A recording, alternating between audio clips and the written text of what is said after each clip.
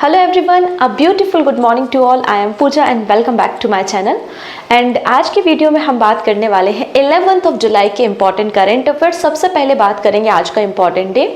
इसके अलावा यहाँ पर एक नया फंड गवर्नमेंट ने सेटअप किया है। हज कमेटी को किसी नए मंत्रालय में डाल दिया गया है। इसके अलावा आपको कुछ पर्सन देखने को मिलेंगे और हम यहाँ पे एक इंडेक्स को भी डिस्कस करेंगे। वीडियो के एंड में काफ़ी सारे रिवीजन क्वेश्चन और क्वेश्चन ऑफ द डे भी मिलेंगे जिसके आंसर आप मुझे कमेंट सेक्शन में कर सकते हैं। ओके, सो आज का टॉपिक हमें क्लियर हो चुका है। आइए बात करते हैं आज हम कौन सा इंपॉर्टेंट डे सेलिब्रेट कर रहे हैं। तो सबसे पहली बात, आज हम सेलिब्रेट करते हैं विश्व जनसंख्या दिवस, world population day. Okay, since 1990 से हम इस दिन को मना रहे हैं। Every year since 1990, 11th of July has been observed as a World Population Day around the world। ठीक है, अब यहाँ पर 11 जुलाई ही क्यों? तो 11 जुलाई इसलिए क्योंकि 11th of जुलाई को 1987 में पूरे वर्ल्ड की जो पॉपुलेशन थी वो 5 बिलियन हुई थी। अभी तो बहुत ज़्यादा है, तो 5 बिलियन हुई थी 11th of जुलाई को 1987 में। इसलिए यहाँ पर यूनाइटेड नेशन ने डिसाइड किया, यूनाइटेड नेशन डेवलपमेंट प्रोग्राम ने डिसाइड किया इन 1989 कि 11 जुलाई को हम every year world population day मनाएंगे। इसलिए हमने 1990 से दिन मनाना शुरू कर दिया। चलो बात करते हैं थीम के बारे में। To leave no one behind, count everyone. ये यहाँ पर आपको थीम देखने को मिल जाएगी। ठीक है, इतनी चीजें। चलिए अब फर्दर डिस्कशन करने से पहले एक छोटी सी अपडेट मैं आपको देना चाहती हूँ। देखिएगा, आप लोगों के अभी एसएससी एग्जाम्स हैं और अलग अलग एग्जाम के लिए आप प्रिपरेशन कर ही रहे हैं और उसमें एक हिस्ट्री बहुत बड़ा इम्पॉर्टेंट आपको पार्ट देखने को मिलता है। तो कल मैंने 2 इम्पॉर्टेंट वीडियो आप लोगों के लिए पब्लिश किए थे। आई होप आपने देखे होंगे, नहीं देखे तो आप उसे प्लेलिस्ट में जाके देख सकते हैं। कौन कौन से वीडियो है? सबसे पहले तो मैंने बात किया था कि इंडियन नेशनल कांग्रेस का फॉर्मेशन और इंडियन नेशनल कांग्रेस के पहले जो और अलग अलग पॉलिटिकल ऑर्गेनाइजेशन या एसोसिएशन थे उनको कवर किया था विथ PYQs।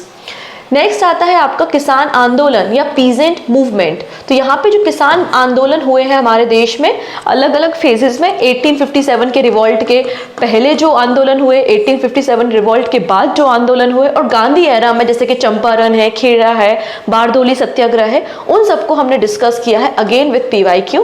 ये दोनों वीडियो आपको आने वाले एग्जाम में 100% हेल्पफुल रहने वाले हैं। आप इनको प्लेलिस्ट में जाकर देख सकते हैं। जैसे कि मैंने पहले भी किया है, सिर्फ आप लोगों के लिए ही मैंने हिस्ट्री की सीरीज स्टार्ट की थी, अदरवाइज करंट अफेयर्स मेरा बढ़िया था, मैं उससे काम चला रही थी। ठीक है, सो आप इस वीडियो को देखिए और शेयर कीजिए। और आज की क्लास की PDF और हिस्ट्री की क्लासेस की PDF सभी कुछ आपको टेलीग्राम पे मिल जाएगा। टेलीग्राम की लिंक डिस्क्रिप्शन में है या फिर आप सिंपली सर्च भी कर सकते हैं पूजा जैन CA 247। ओके, चलिए अब बात करते हैं यहाँ पर हम अडानी ग्रुप के बारे में। क्या कर रहा है भाई अडानी ग्रुप? अपकमिंग हमारे जो पेरिस ओलंपिक है 2024 के, उसके लिए प्रिंसिपल स्पॉन्सर बन गया है। ठीक है, Adani group announced as a principal sponsor for Indian team at the 2024 Paris Olympic. हमने कल भी पेरिस ओलंपिक के बारे में बात की थी, याद कीजिए। याद आया? मैंने आप लोगों को फ्लैग बियरर के बारे में बात की थी कि यहाँ पे पीवी सिंधु के अलावा कमल शरत कमल, तो यहाँ पे 2 पर्सन है जो कि फ्लैग बियरर बनाए गए हैं, जो कि ध्वजवाहक होंगे आपके अपकमिंग पेरिस ओलंपिक्स के लिए। ठीक है, तो अडानी ग्रुप यहाँ पे स्पॉन्सर कर रहा है इंडियन टीम को एट द पेरिस ओलंपिक। ये जो इंडियन स्क्वाड है जिसमें आपको 28 एथलीट देखने को मिलेंगे और इस इंडियन स्क्वाड को लीड कौन कर रहा है? तो आंसर हो जाएगा नीरज चोपड़ा। ठीक है, इस कैंपेन का नाम है #देश का गीत एट ओलंपिक्स। अब ऐसा पहली बार नहीं है कि अडानी ग्रुप हमारे टीम को या हमारे एथलीट को प्रमोट कर रहे हैं। इसके पहले अगर आप देखोगे सिंस 2016 से अभी तक लगभग 28 एथलीट को ये सपोर्ट कर चुके हैं। इनमें से कुछ इंपॉर्टेंट अगर आपको प्लेयर्स देखने को मिलेंगे जैसे कि रवि कुमार दाहिया है, दीपक पुनिया है। इसके अलावा अगर आप देखोगे तो इन्होंने जो टोक्यो ओलंपिक्स हुए थे, टोक्यो ओलंपिक्स में भी ऑफिशियल पार्टनर अडानी ग्रुप था हमारी इंडियन प्लेयर्स के लिए। और वहीं जो बर्मिंघम कॉमनवेल्थ गेम्स हुए थे 2022 में और हांगझाऊ एशियन गेम्स जो हुए थे उनमें भी हमारे टीम को सपोर्ट करने का काम अडानी ग्रुप ने किया था। तो ये इनका पहला एसोसिएशन नहीं है, इसके पहले भी अडानी ग्रुप काफी बार इंडियन टीम को सपोर्ट कर चुका है। अगली यहाँ पे हम प्लेयर बात करेंगे जो कि यूक्रेन से है, जिनका नाम क्या है? यारोस्लावा मटुस्किन।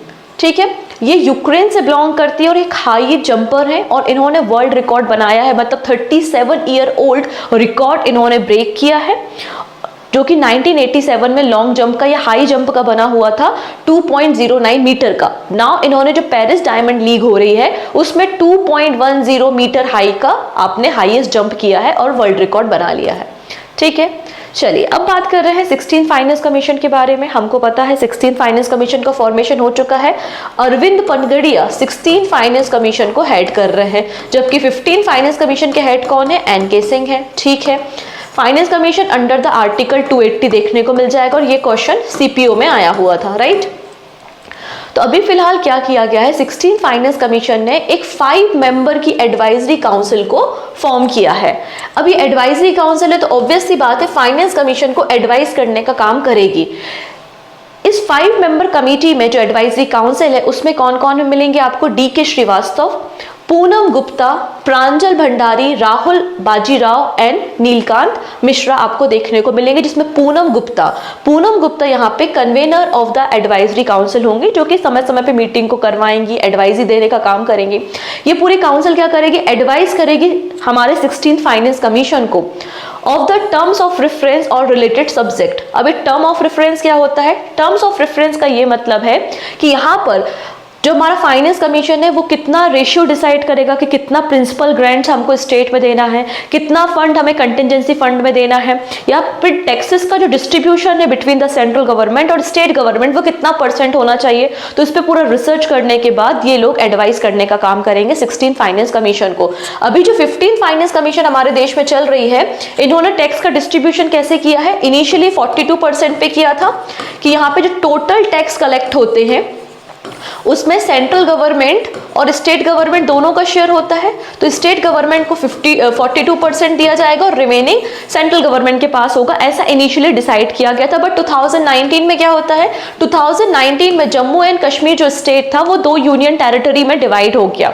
तो यहाँ पर ये जो टैक्सेशन का डिस्ट्रीब्यूशन है इसको रिड्यूस कर दिया था बाय 1%। तो कितना कर दिया गया था? 41। तो 41% यहाँ पे जो टैक्सेस का कॉन्ट्रीब्यूशन का स्टेट को दिया जाता था। अब स्टेट को आपने 41% दिया है, अब इस 41% का फंड स्टेट्स के बीच में कैसे डिस्ट्रीब्यूट होगा? यूपी को कितना देना है, महाराष्ट्र को कितना देना है, एमपी को, सिक्किम को।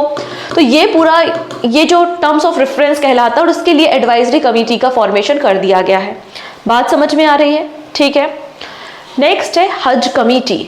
हज committee now under the ministry of minority affairs. पहले ये जो हज कमेटी थी मिनिस्ट्री ऑफ एक्सटर्नल अफेयर्स के अंदर आती थी, लेकिन अब इसको चेंज करके मिनिस्ट्री ऑफ माइनॉरिटी अफेयर्स के अंदर ला दिया गया है। ये रिसेंटली गवर्नमेंट का फैसला है। ठीक है, तो government has designated the ministry of minority affairs as the nodal ministry of the Haj committee, replacing the ministry of external affairs. ठीक है, विदेश मंत्रालयों से हटा के इसको अल्पसंख्यक मामलों के मंत्रालयों में दे दिया गया है हज कमेटी को। इसके अलावा क्या बोला गया है? अब जब आपने मंत्रालय चेंज किया, नोडल मिनिस्ट्री को चेंज किया, this change included new rules and the nomination of officers from the various ministry to the committee. यहाँ पे बोला गया है कि जो हज कमेटी में हमारे ऑफिसर्स होंगे नए रूल्स के अकॉर्डिंगली, तो ministry of external affairs, ministry of home affairs और ministry of finance and ministry of civil aviation, इनके एक एक व्यक्ति को नॉमिनेट करके इस कमेटी का मेंबर बनाया जाएगा। ठीक है, यहाँ पे व्यक्तियों को भेजा जाएगा और कमेटी का मेंबर बनाया जाएगा। The new rule are called the Haj committee amendment rules 2024, replacing ministry of external affairs with the ministry of minority affairs in the Haj committee rules 2002। तो 2002 के नियम को 2024 से रिप्लेस करने का काम यहाँ पर किया है। अब हज कमेटी का काम ये होता है कि जो हजी यात्री होते हैं, जो हज पे जाते हैं, तो उनके लिए सारा बंदोबस्त करना, उनके लिए मेडिकल, उनके लिए कैंप हो गया, उसके अलावा एविएशन मिनिस्ट्री से बात करना, ministry of health and family welfare से बात करना, उस तरीके से पूरा ऑर्गेनाइज करने का काम ये हज कमेटी करती है जो लोग हज पे जाते हैं। अब यहाँ पे थोड़ी सी बातें हम मिनिस्ट्री ऑफ माइनॉरिटी अफेयर्स के बारे में कर लेते हैं। किरण रिजिजू फिलहाल हमारे मंत्री हैं और माइनॉरिटी जो शब्द है ना वो हमारे कॉन्स्टिट्यूशन में कहीं भी मेंशन नहीं है कि अल्पसंख्यक जैसा कोई शब्द है, वो हमारे कॉन्स्टिट्यूशन में मेंशन नहीं है। लेकिन हमारे कॉन्स्टिट्यूशन में कुछ ऐसे आर्टिकल्स हैं जो माइनॉरिटी के राइट्स को प्रोटेक्ट करते हैं, जैसे कि आर्टिकल 29 और आर्टिकल 30 जो कि हमारे फंडामेंटल राइट का पार्ट है। ठीक है, इतनी चीजें डन। चलो नेक्स्ट बात करते हैं यहाँ पर कौन कौन सी माइनॉरिटी कम्युनिटी है। तो टोटल आपको हमारे देश में 6 माइनॉरिटी कम्युनिटीज देखने को मिलेंगी, Muslim, Sikh, Christian, Buddhist and Parsis. ठीक है, under the national commission for minority act 1992, but 2014 में जैन को भी नोटिफाई कर दिया था as a minority community.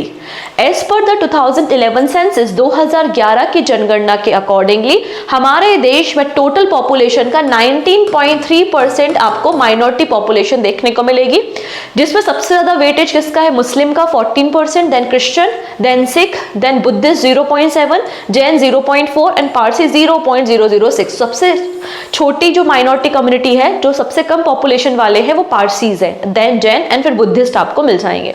Done, okay चलो नेक्स्ट है, Rajasthan becomes the first state to adopt a road safety action plan. यहाँ पे राजस्थान पहला राज्य बन गया जिसने रोड सेफ्टी एक्शन प्लान को लॉन्च किया है। इनका मकसद है कि 50% तक रोड एक्सीडेंट को रिड्यूस करना है 2030 तक, टिल 2030। आइए हम इस प्लान को थोड़ा सा डिस्कस करेंगे। Rajasthan to become the first state to adopt a road safety action plan for the 10 years. तो 10 सालों के लिए इन्होंने इस प्लान को अडॉप्ट किया है, इस एक्शन प्लान को, और जो कि 3 स्टेजेस में रन होगा स्टेट में। इनका पर्पस क्या है? ये गवर्नमेंट पॉलिसी के साथ अलाइन है। इनका पर्पस है reducing the road accident in the state by the 50% till 2030। 2030 तक 50% रोड एक्सीडेंट को रिड्यूस करना है। ऑब्वियसली बात है, नई टेक्नोलॉजी की जरूरत यहाँ पे पड़ेगी, फंडिंग की जरूरत पड़ेगी, तो यहाँ पे वर्ल्ड बैंक असिस्ट करेगा राजस्थान गवर्नमेंट को, तो वर्ल्ड बैंक असिस्टेंट की तरह काम करेगा। ये जो एक्शन प्लान है वो 3 स्टेजेस में रन होगा, 25 to 27, 2025 से 2027, फिर 2027 से 2030 एंड 2030 से 2033। 2030 से 2033 तक इस तरीके से एक्शन प्लान होगा, जिसमें हमें करना क्या क्या है? स्पीड लिमिट डिसाइड करनी है अलग अलग एरियाज में, सेफ डिस्टेंस कितना होना चाहिए व्हीकल्स को ड्राइव करने के लिए, ट्रैफिक सिग्नल्स देखने हैं हमको, जो रोड में बैरियर्स होते हैं उनको प्रॉपर्ली यूज करना है, पेडेस्ट्रियन सेफ्टी, जो पैदल चलने वाला रास्ता होता है उसमें इंक्रोचमेंट हो जाता है ना, दुकानें लग जाती है पैदल चलने वाले रास्ते में, तो जो पैदल चलने वाले लोग हैं वो रोड पे चलने लगते हैं, और रोड पे चलने वाली जो गाड़ियां हैं वो इंसानों के ऊपर चलने लगती हैं। ऐसा ही तो होता है ना हमारे देश में। तो इन सारी चीजों पे यहाँ पे काम किया जाएगा। सीट बेल्ट का यूज हमें कितना प्रॉपर्ली करना है, हेलमेट और व्हीकल इंश्योरेंस, इन सारे सेक्टर्स में काम किया जाएगा। इसके अलावा इंटीग्रेटेड रोड एक्सीडेंट डेटाबेस, यहाँ पे इस टेक्नोलॉजी को यूज किया जाएगा जिससे हम इंप्लीमेंट करेंगे एक पूरा डेटाबेस फॉर रोड एंट्री का, रोड एक्सीडेंट्स का। Okay, Punjab gets its first plant clinic and soil testing laboratory in the Moga. So Moga district NITI Aayog के एस्पिरेशनल डिस्ट्रिक्ट प्रोग्राम का एक पार्ट है। याद करो, मैंने एस्पिरेशनल डिस्ट्रिक्ट और एस्पिरेशनल ब्लॉक के बारे में बात की थी। जल्दी से आप मुझे कमेंट करके बताओगे कि नीति आयोग के कितने एस्पिरेशनल डिस्ट्रिक्ट हैं और कितने एस्पिरेशनल ब्लॉक्स हैं। ऑप्शन अगर आप चाहते हो तो मैं आपको ऑप्शन दे सकती हूँ, 500 एंड 112, 112 एंड 500, ठीक है। इसके अलावा 116 एंड 450 एंड 450, 116, ठीक है। सही आंसर आप मुझे कमेंट में बता सकते हो कि नीति आयोग का ये जो प्रोग्राम है एस्पिरेशनल ब्लॉक एंड डिस्ट्रिक्ट का प्रोग्राम, इसमें टोटल कितने डिस्ट्रिक्ट्स एंड ब्लॉक्स आपको मिल जाएंगे, ठीक है। Aspirational district and aspirational block, okay. तो आप मुझे कमेंट सेक्शन में बताइएगा। चलिए बात करते हैं वापस से अपने टॉपिक पे। तो मोगा डिस्ट्रिक्ट नीति आयोग का एक एस्पिरेशनल डिस्ट्रिक्ट प्रोग्राम का पार्ट है, और यहाँ पर पंजाब का पहला clinic and soil testing laboratory को सेटअप किया जाएगा, जिसके लिए असिस्टेंट कौन प्रोवाइड करेगा? तो नीति आयोग इसके लिए असिस्टेंट प्रोवाइड करेगा, और यहाँ पे इस क्लिनिक को सेटअप करने के लिए 1.25 करोड़ रुपीस की फंडिंग दी जाएगी, ठीक है। अभी क्लिनिक क्या करेगी? तो यहाँ पे फ्री ऑफ कॉस्ट सॉइल का सैंपल लिया जाएगा और सॉइल की टेस्टिंग की जाएगी, और एक डिटेल्ड रिपोर्ट यहाँ पर दी जाएगी फार्मर्स को कि आपके सॉइल का पीएच लेवल क्या है, आपके सॉइल में कौन से न्यूट्रिशंस की डिफिशियंसी है, आपको कौन सा तरीके का केमिकल या फर्टिलाइजर्स को यूज करना चाहिए, और दूसरे जो पैरामीटर सॉइल के लिए इंपॉर्टेंट होते हैं वो सारी बातें यहाँ पे रिपोर्ट में कन्वर्ट करके देगा फार्मर्स को, ठीक है। अगर आइडियली देखा जाए तो पीएच कितना होता है सॉइल का? तो आइडियली अगर देखा है तो सॉइल का जो पीएच है वो 6.5 to 7 होता है। आइडियली इस पीएच में हमारी सॉइल, मतलब इस सॉइल में आपके प्लांट को कल्टीवेट किया जाता है। अब ऐसा नहीं है कि सॉइल का जो पीएच है वो लेस देन और ग्रेटर देन 7 नहीं हो सकता, बिल्कुल डेफिनेटली हो सकता है। अगर लेस देन 7 है तो हम कहेंगे कि एसिडिक सॉइल है। आप देख सकते हैं कि समटाइम सॉइल का जो पीएच है वो 5.5 या लेस देन 4.6 है, तो इसको हम क्या कहेंगे? एसिडिक सॉइल कहेंगे। और जो बहुत ज्यादा एसिडिक सॉइल होती है, अम्लीय मृदा होती है, उसमें कल्टीवेशन जनरली प्लांट्स का नहीं हो पाता है, क्योंकि उसमें जो माइक्रो ऑर्गेनिज्म होते हैं या अदर जो न्यूट्रिशंस होते हैं उनकी डिफिशियंसी आ जाती है, माइक्रो ऑर्गेनिज्म जो है वो यहाँ पे एक्टिविटी नहीं कर पाते और इनका जो माइक्रो ऑर्गेनिज्म की वैल्यू है वो कम हो जाती है। ठीक है, तो पीएच जो होता है अगर एसिडिक सॉइल का तो उसमें कल्टीवेशन प्रॉपर हो नहीं पाता। इसके अलावा यहाँ पे जो एसिडिक सॉइल होती है उसमें एल्यूमिनियम कंटेंट ज्यादा होता है और एल्यूमिनियम जो है वो टॉक्सिक होता है फॉर सॉइल, फॉर क्रॉप्स। तो यहाँ पे एसिडिक सॉइल में कल्टीवेशन नहीं होता। अगर हम हाईली बेसिक सॉइल में चले जाएं, मतलब जिनकी वैल्यू 7.2, 7.5 या ग्रेटर देन 8.3 पीएच है, तो इतनी ज्यादा एल्कलाइन सॉइल में भी आपकी most of the plant grow नहीं कर पाते हैं। और यहाँ पर अगर ज्यादा आप बेसिक सॉइल में जाते हो तो आयरन की डिफिशियंसी हो जाती है। तो ऊपर जाने पे आयरन की डिफिशियंसी, नीचे आने पर एल्यूमिनियम की डिफिशियंसी हो गई, माइक्रोब्स की डिफिशियंसी हो गई। तो जो बेस्ट सॉइल मानी जाती है वो 6.8 to 7.5 या 6 to 7.5 आप बोल सकते हो कि ये आपकी सॉइल का पीएच है जिसमें जनरली कल्टीवेशन किया जाता है। ठीक है, तो यहाँ पे वही सॉइल के सैंपल को कलेक्ट करके ये सारी रिपोर्ट को पब्लिश करने का काम मोगा डिस्ट्रिक्ट की क्लिनिक करने वाली है।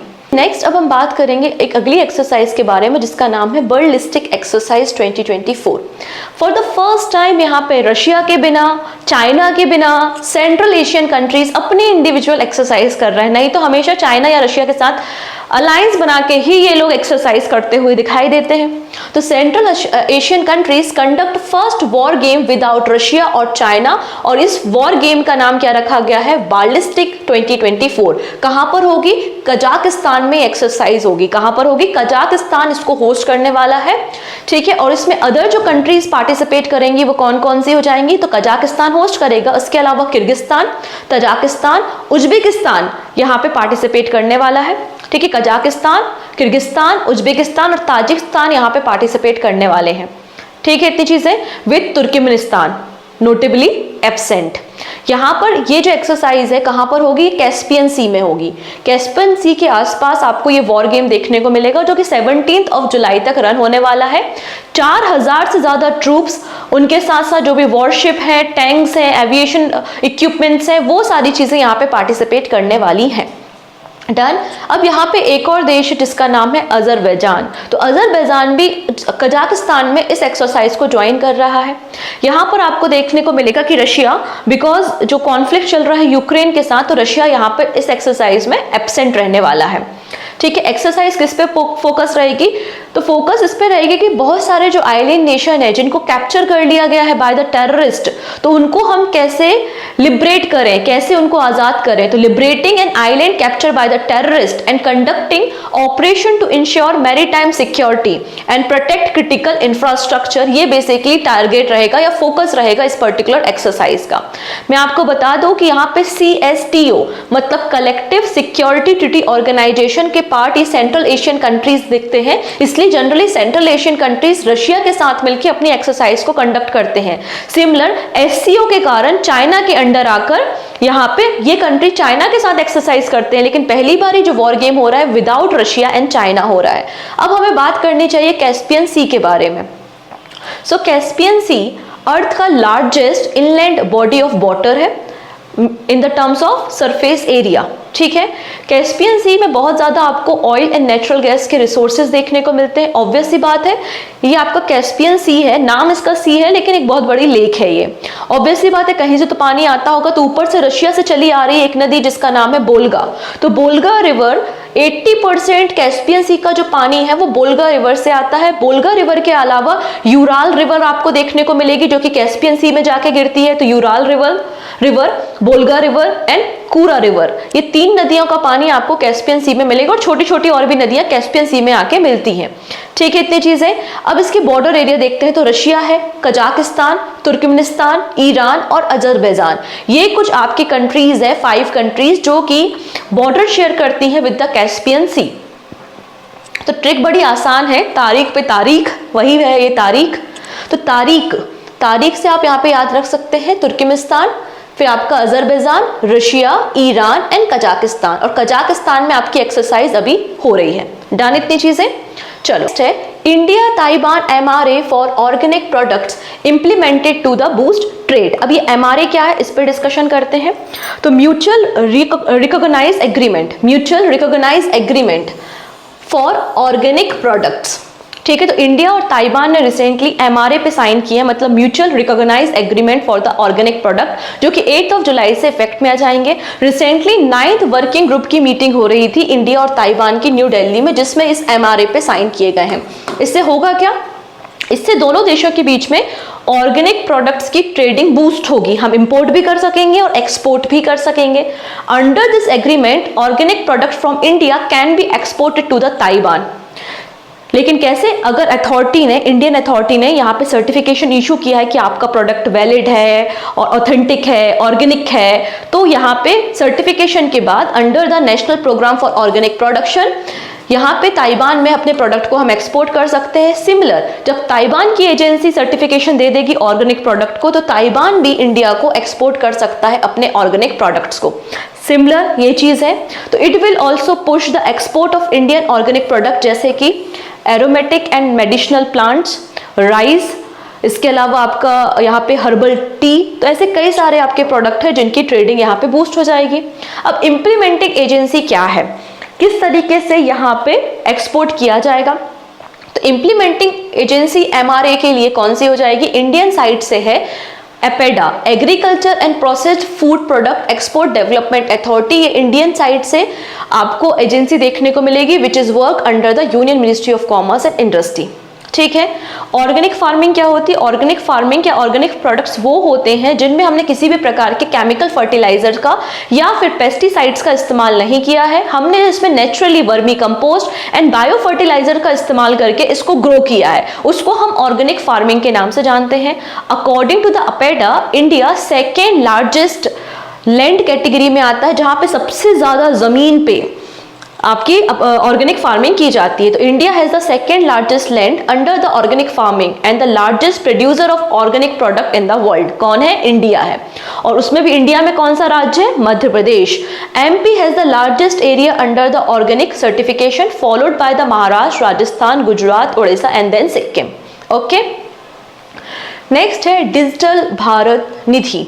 रिसेंटली ये न्यूज में थी बिकॉज टेलीकम्युनिकेशन एक्ट 2023 को पास किया गया है रिसेंटली, और उसमें ही एक DBN डिजिटल भारत निधि को सेटअप करने की बात की जा रही है। हम इसी के ऊपर डिस्कशन कर रहे हैं।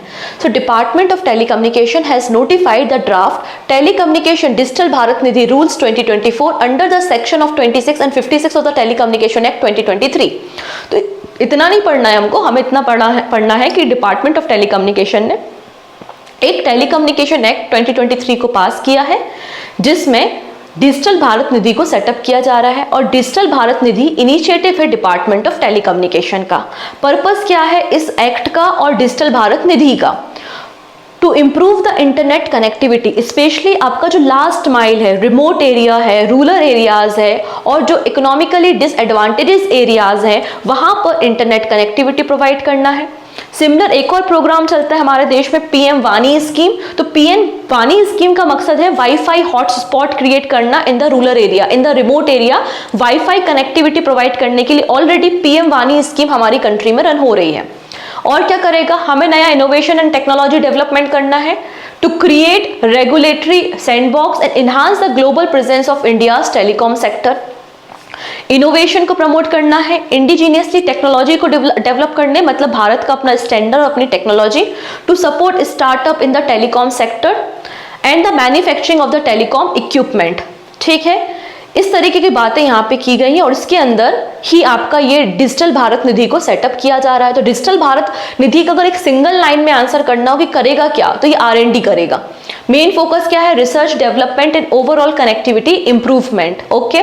फंडिंग कैसे मिलेगी, तो फंडिंग करने का पैटर्न समझिए, जो टेलीकॉम कंपनीज हैं वो कंट्रीब्यूट करेंगी, किसमें, फंड में नहीं कंट्रीब्यूट करेंगी। जो आपकी टेलीकॉम कंपनीज हैं वो कंसोलिडेटेड फंड ऑफ इंडिया, जो भारत सरकार की संचित निधि है, उसमें कंट्रीब्यूट करेंगी। तो telecom companies contribution to the digital Bharat Nidhi will first be credited to the consolidated fund of India and then time to time central government यहाँ पर DBN में, डिजिटल भारत निधि में, इसको डिपॉजिट करता जाएगा। इस तरीके से फंडिंग पैटर्न है यहाँ पर। ठीक है। अब इसको एडमिनिस्ट्रेट कौन करेगा, एडमिनिस्ट्रेशन कौन करेगा, तो देख लेते हैं। The centre will appointed an administrator who will select DBN implementation through bidding और invitation of the application from the eligible person. किसी को स्टार्टअप खोलना है तो वो एप्लीकेशन भेजे इनको, किसी को फंडिंग करनी है तो बिडिंग हो, जो भी आपके स्पेक्ट्रम को बेचा जाता है, जो भी सारी चीजें होती है वो सारा इसके अंदर होगा। ठीक है, अब यहाँ पे ये जो नया फंड बन रहा है ये किसको रिप्लेस करेगा, तो it will replace the universal service obligation fund. Universal service obligation fund को 2003 में सेटअप किया गया था और इसी फंड को रिप्लेस करेगा आपका DBN, digital Bharat Nidhi, created under the Indian telegraph act 1885। Clear है, इसका पर्पस केवल इतना ही था कि टेलीकॉम सर्विसेज को इनहांस करना है। अब यहाँ पे जो फंड क्रिएट किया गया है नॉन लैप्सेबल है at the end of the financial year, ये नेक्स्ट ईयर के लिए ट्रांसफर हो जाएगा, लैप्स नहीं होगा, खत्म नहीं होगा, नॉन लैप्सेबल फंड है। तो क्वेश्चन कैसे बन सकता है, क्वेश्चन ऐसे बन सकता है, identify the correct statement about the digital Bharat Nidhi. तो कौन सा स्टेटमेंट यहाँ पे करेक्ट है, DBN was created under the Indian telegraph act 1885, नहीं, इसको तो अभी हमने टेलीकम्युनिकेशन एक्ट 2023 के अंदर क्रिएट किया है, कैंसिल कर दो। Universal service obligation fund will replace the digital Bharat Nidhi, नहीं यार, डिजिटल भारत निधि रिप्लेस कर रहा है, ना कि यूनिवर्सल सर्विस ऑब्लिगेशन फंड कर रहा है। Balance of credit under the DBN is a non lapsable, हाँ ये बात एकदम सही है, तो ऑप्शन सी बिल्कुल करेक्ट हो जाएगा, ऑप्शन सी बिल्कुल करेक्ट हो जाएगा। ठीक है, नेक्स्ट है, India rank 5th in the generative AI innovation. ठीक है, इंडिया की रैंक कितने नंबर पे, तो जनरेटिव AI इनोवेशन पे इंडिया 5th नंबर पे है, behind the China, USA, Republic of Korea and Japan. Question ये पूछा जा रहा है कि इंडिया ने 2014 से लेकर 2023 तक कितने पेटेंट फाइल किए हैं in the generative AI field. तो total number of patent India के कितने हैं 2014 से 2023 के बीच में, तो आंसर है 1350। कितना है, 1350 पेटेंट इंडिया ने फाइल किए हैं, ऑप्शन डी। तो इंडिया की रैंक आपको देखने को मिल गई 5th नंबर पे है, China, USA, Republic of Korea और जापान के बाद, और इंडिया ने 1350 पेटेंट को फाइल किया है। लेकिन सभी देशों में सबसे ज्यादा जो ग्रोथ है, एवरेज ग्रोथ रेट सबसे ज्यादा किसकी है, इंडिया की है, आप देख सकते हैं 55.8%। बाकी आप देखो Germany 29%, UK 13, Japan 11, Republic of Korea 38, USA 24, China 49, लेकिन इंडिया की जो ग्रोथ है वो 55.8%, सबसे ज्यादा ग्रोथ आपको इंडिया की देखने को मिलेगी। और इंडिया ने 1350 पेटेंट को फाइल किया है 2014 से 2023 के बीच में, सिंपल। बाकी हमें UK, जर्मनी के कितने पेटेंट फाइल हुए हैं हमको नहीं देखना है। हाँ, अब यहाँ पे टॉप 20 में इंडिया का कोई भी पेटेंट नहीं है, ऐसी कोई भी कंपनी नहीं है जिसने जनरेटिव AI टूल में पेटेंट कराया हो टॉप 20 में। लेकिन हमारी कुछ कंपनीज है जिनका नाम देखने को मिलेगा, टॉप 20 में नहीं, उसके बाद देखने को मिलेगा। Indian patents include a retail AI assistant solution by RN Chittakashi technology and the Tata Consultancy Service Generative AI tool for the Contract Lifetime Management। तो दो हमारी कंपनीज यहाँ पे मिल जाएंगी। हमारी ग्रोथ रेट 56% है, जो कि सबसे ज्यादा है। ठीक है, नेक्स्ट है BSF, border security force in association with which bank has organised a grow with the trees plantation drive. तो grow with the tree plantation drive border security force के हेडक्वार्टर श्रीनगर में शुरू की गई है, किस बैंक की मदद से? तो आंसर है state bank of India, SBI, option A बिल्कुल करेक्ट हो जाएगा। तो border security force in association with SBI bank has organized a grow with the trees plantation drive at the BSF headquarter in the Srinagar. Next है Tata Power Solar Limited has launched the घर घर solar initiative in which state? तो घर घर solar initiative Tata power ने launch किया है, उत्तर प्रदेश के वाराणसी से स्टार्ट हुआ है, ऑप्शन ए बिल्कुल करेक्ट हो जाएगा। Who has been appointed as the principal advisor at the Union Ministry of Health and Family Welfare for the National Tuberculosis Elimination Program? जो TB एलिमिनेशन प्रोग्राम है उसके लिए प्रिंसिपल एडवाइजर किसे बनाया गया है? Union ministry of health and family welfare ने। तो आंसर हो जाएगा सौम्या स्वामीनाथन को। सौम्या स्वामीनाथन इंपॉर्टेंट नाम है, इन्हें अपॉइंट किया गया है as a principal adviser to the union health ministry. ठीक है, ये WHO में भी एडवाइजर की तरह तो ऑलरेडी काम कर ही चुकी हैं और इनको रिसेंटली यूनियन हेल्थ मिनिस्ट्री ने अपना प्रिंसिपल एडवाइजर बनाया है, क्योंकि अगर हम देखें तो वर्ल्ड में जो टीबी का बर्डन है उसका 25% आपको इंडिया में ही देखने को मिल जाएगा। इंडिया में टीबी के केसेस बहुत ज़्यादा हैं। नेक्स्ट है लोकसभा स्पीकर ओम बिरला जी के बारे में बात कर लेंगे। So Lok Sabha speaker Om Birla to lead Indian delegation to the BRICS parliamentary forum. तो आपकी जो ब्रिक्स पार्लियामेंट्री फोरम है वो कौन होस्ट करेगा? रशिया, क्योंकि रशिया के पास प्रेसिडेंसी है अभी ब्रिक्स की। सो 10th नंबर की ब्रिक्स पार्लियामेंट्री फोरम कहां पर होगी? सेंट पीटर्सबर्ग में होगी, रशिया में। और जिसमें इंडियन डेलीगेट्स को लीड कौन करने वाले हैं? तो इंडियन डेलीगेशन को लीड करने वाले हैं ओम बिरला, जो कि स्पीकर है हमारे लोकसभा, 18th लोकसभा के स्पीकर है, ऑलरेडी 17th लोकसभा के स्पीकर भी रह चुके हैं। एंड कोटा इनका निर्वाचन क्षेत्र है। अब इस डेलीगेशन में कौन कौन जा रहा है? तो राज्यसभा के डिप्टी चेयरमैन जा रहे हैं, राज्यसभा के member, Lok Sabha secretary, Rajya Sabha secretary, ये सभी लोग इस मीटिंग में पार्टिसिपेट करने वाले हैं। ठीक है, इनके नाम हमें नहीं देखने हैं। थीम के बारे में बात करेंगे, the role of the parliaments in the strengthening multilateralism for the equitable global development and security. ये आपको यहाँ पे 10th नंबर की ब्रिक्स पार्लियामेंट्री फोरम की थीम देखने को मिल जाएगी। नेक्स्ट है, former Indian opener Gautam Gambhir has been appointed as the head coach of the Indian men's cricket team. ठीक है, क्वेश्चन ये पूछा जा रहा है कि इनका टर्म कब तक के लिए है, कब तक ये हमारे भारतीय टीम के हेड कोच रहने वाले हैं? आंसर है 2027, 2027। अब यहाँ पे हम थोड़ी सी बातें करेंगे about the BCCI, board of control for cricket in India, जिसका फॉर्मेशन 1928 में हुआ था। वानखेड़े स्टेडियम, मुंबई, महाराष्ट्र में हेडक्वार्टर है। पहले प्रेसिडेंट कौन थे? आर ई ग्रांट गोवन थे। 39th president Roger Binny, vice president Rajiv Shukla, secretary Jay Shah है। मेन कोच, मेंस टीम की कोच गौतम गंभीर, और वीमेंस टीम की कोच कौन कोच है? अमोल मजूमदार। आपको वीमेंस टीम के कोच देखने को मिल जाएंगे, अमोल मजूमदार। ठीक है, नेक्स्ट है, Prime Minister Narendra Modi has received the Order of St. Andrew, the Apostol, the first called award for which country? मतलब किस कंट्री का हाईएस्ट सिविलियन अवार्ड मिला है? आंसर हो जाएगा रशिया का। Option B is the right answer. अब यहाँ पे एक छोटी सी लिस्ट है, पीडीएफ में मिल जाएगी, आप पढ़ सकते हैं। जो भी 2023 में प्राइम मिनिस्टर को अवार्ड मिले हुए थे अलग अलग देशों के, उनकी एक छोटी सी लिस्ट है। ठीक है, डन। तो एक बार आप इसको देख लीजिएगा, पीडीएफ में मिल जाएगी। नेक्स्ट है, अब जब इंडिया और रशिया के बीच में सब कुछ बढ़िया चल ही रहा है तो कुछ और बातें सामने आ रही हैं। क्या? India and Russia to boost bilateral trade to the $100 billion by the 2030, जैसा कि मैंने आपको कल डिस्कस किया था। ठीक है, ये फैसला यहाँ पर लिया गया है। इसके अलावा क्या, यहाँ पे कई सारे एग्रीमेंट या एमओयू साइन किए गए हैं on the climate change, polar research, legal arbitration and pharmaceutical certification, और कई सारे इश्यूज पे यहाँ पे डिस्कशन हुआ। और यहाँ पे हाईएस्ट सिविलियन अवार्ड भी प्राइम मिनिस्टर को दिया गया। ठीक है, इसके अलावा जो अपकमिंग मीटिंग होगी अक्टूबर 2024 में ब्रिक्स नेशन की, उसमें भी प्राइम मिनिस्टर मोदी पार्टिसिपेट करेंगे, क्योंकि ब्रिक्स की प्रेसिडेंसी रशिया के पास है। तो रशिया के कजान में आपको ऑन गोइंग या अपकमिंग जो भी ब्रिक्स की समिट है वो देखने को मिल जाएंगी। इसके अलावा यहाँ पे पुतिन एग्री हुए हैं कि जो इंडियन रिक्रूटेड है रशियन मिलिट्री में, उनको वहां से निकाला जाएगा, मतलब वापस अपने देश भेजा जाएगा। ये बात यहाँ पे इन्होंने बोली है, लेकिन कोई ज्वाइंट स्टेटमेंट फिलहाल यहाँ पे नहीं दिया गया है।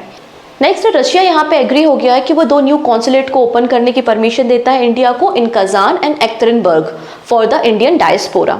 ठीक है, अब 2019 में जब विजिट हुई थी प्राइम मिनिस्टर नरेंद्र मोदी की, तो यहाँ पर एक और एग्रीमेंट साइन किया गया था, development of the maritime communication between the port of the Vladivostok and the port of Chennai, और इस पे भी काम किया जा रहा है। आप यहाँ पे port of Vladivostok two port of Chennai देख सकते हैं। ठीक है, अभी तक हमारी जो जनरली ट्रेडिंग होती है वो मुंबई के पोर्ट के साथ होती है, ये वाले पोर्ट से। अब हमारे यहाँ पे हमारा ट्रेडिंग का पर्पस है यहाँ, ये व्लादिवोस्टॉक का पोर्ट और ये आपका चेन्नई का पोर्ट है। इससे हमारी डिस्टेंस या नॉटिकल माइल जो डिस्टेंस है वो कम हो जाएगी। और ये जो नया रूट है, ये सी ऑफ जापान, साउथ चाइना सी और मलक्का स्ट्रेट से गुजरता हुआ आपको दिखाई देगा। ठीक है, ये जो ट्रांसपोर्टेशन टाइम है लगभग 12 दिन का टाइम लगेगा, क्योंकि अभी जो हम यहाँ पे सेंट पीटर्सबर्ग से मुंबई तक जो ट्रेडिंग करते हैं उसमें काफ़ी लंबा समय लगता है, क्योंकि ये डिस्टेंस 16,000 किलोमीटर का, 16,000 किलोमीटर का है, जबकि जो नया डिस्टेंस होगा ये 10,000 किलोमीटर का होगा। तो लगभग 30% यहाँ पर कॉस्ट भी रिड्यूस हो जाएगा आपके ट्रेडिंग का या एक्सपोर्ट इम्पोर्ट का। ठीक है, तो यहाँ पे वही पूछा गया है कि रशिया ने रिसेंटली एग्री किया है। Russia had also agreed to India's request to open 2 new consulate in blank to help facilitate services for the growing community. So answer क्या हो जाएगा? Kazan and Yekaterinburg. Option D is the right answer. Next है, what is the primary function of the regenerative braking recently mentioned in news. तो regenerative braking ये आपका science से related term है। इसका पर्पस होता है काइनेटिक एनर्जी को इलेक्ट्रिकल पावर में कन्वर्ट करना। ठीक है, काइनेटिक एनर्जी को इलेक्ट्रिकल पावर में कन्वर्ट करता है। काइनेटिक एनर्जी मतलब कोई भी चीज जो मूविंग है, जो चल रही है, दौड़ रही है, भाग रही है, उसमें जो एनर्जी होती है वो काइनेटिक एनर्जी होती है। और इसका इस्तेमाल हम फुल इलेक्ट्रिक व्हीकल्स में करेंगे, जो कि काइनेटिक एनर्जी को कन्वर्ट करेगा इलेक्ट्रिकल पावर में। किसके लिए? ब्रेकिंग पर्पस के लिए। ठीक है, नेक्स्ट बात करते हैं Panchganga river recently seen in the news is a tributary of which river. तो पंचगंगा रिवर रिसेंटली न्यूज में, ये किस नदी की सहायक नदी है? आंसर हो जाएगा कृष्णा, क्योंकि जो पंचगंगा रिवर है कोल्हापुर डिस्ट्रिक्ट में फ्लो होती है और इसमें जो वार्निंग लेवल पे पानी आ चुका है because of the extreme rainfall. ठीक है, ये ट्रिब्यूटरी किसकी है? कृष्णा रिवर की ट्रिब्यूटरी, जो कि सह्याद्री माउंटेन से निकलती है महाराष्ट्र में। ठीक है, पंचगंगा इसलिए बोलते हैं क्योंकि 5 नदियों के मिलने के बाद पंचगंगा रिवर का फॉर्मेशन होता है, जो बाद में जाकर कृष्णा नदी के साथ मिल जाती है। वो 5 नदियां हैं कासरी, कुंभी, तुलसी, भोगवती एंड सरस्वती। ये वो वाली सरस्वती नहीं है, ठीक है ना, वो वाली सरस्वती मत समझ लेना। कई सारी जगहों पे अलग अलग नदियों के नाम होते हैं। ठीक है, तो 5 नदियों के उद्गम से आपको ये नदी देखने को मिलेगी, जिसको पंचगंगा कहते हैं। Who will be the main sponsor of the Indian contingent in the upcoming 2024 Paris Olympics? So Adani Group, option B is the right answer and this is your question of the day. 109th number के foundation day पे recently ministry of environment, forest and climate change ने fauna of India checklist portal को publish किया था। तो वो कौन सा ऑर्गेनाइजेशन था जिसके अंडर इस लिस्ट को पब्लिश किया गया है, या कौन से ऑर्गेनाइजेशन का 109 नंबर का फाउंडेशन डे था? इसका आंसर आप मुझे कमेंट सेक्शन में बता सकते हैं। आज के लिए इतना ही, बाकी सारी बातें हम नेक्स्ट वीडियो में डिस्कस करते हैं। So take care and bye bye.